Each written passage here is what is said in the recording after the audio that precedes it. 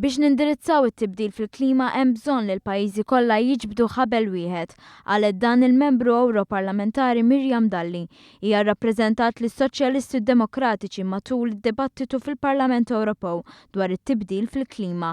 Qalet li l-isfida tat-tibdil fil-klima hija realtà u ma nistgħux nibqgħu passivi. Neħtieġu azzjoni deċiżiva mill-gvernijiet u l-industriji tal-pajjiżi kollha, komplit Dalli. Din hija problema universali u jekk mhux ser niġbdu ħabel wieħed kulħadd ser ibati. Bħalissa l-Parlament Ewropew qiegħed iħejji għall-konferenza internazzjonali li se ssir f'Pariġi. Il-membru Ewroparlamentari Maltija qalet li l-għażliet individwali taċ-ċittadini weħedhom mhumiex biżżejjed. Kien hawn min jaħseb li t-tibdil fil-klima hija sfida li se ssolvi ruħha weħedha, imma dak li qed naraw jiġri madwarna jixed mod ieħor, qalet Miriam Dalli. Spjegat li fi ftit żmien it-tibdil fil-klima jista' jkun fattur maġġuri li jwassal biex persuni jiċċaqalqu minn kontinent għal ieħor. Qalet ukoll li l-ar milquta mill-effetti tat-tibdil fil-klima huma pajjiżi żgħar li għadhom qed jiżviluppaw. Dawn ftit li xejn jaħtu għall-emissjonijiet imma qed iġorru piż kbir ħafna.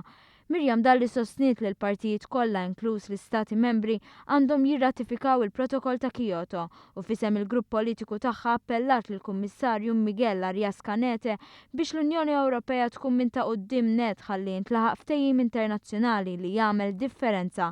Il-mexxejja għandhom l-opportunità li jkunu kuraġġużi u jibdew jindirizzaw din l-isfida ambjentali temmet tgħid l-MP Maltija.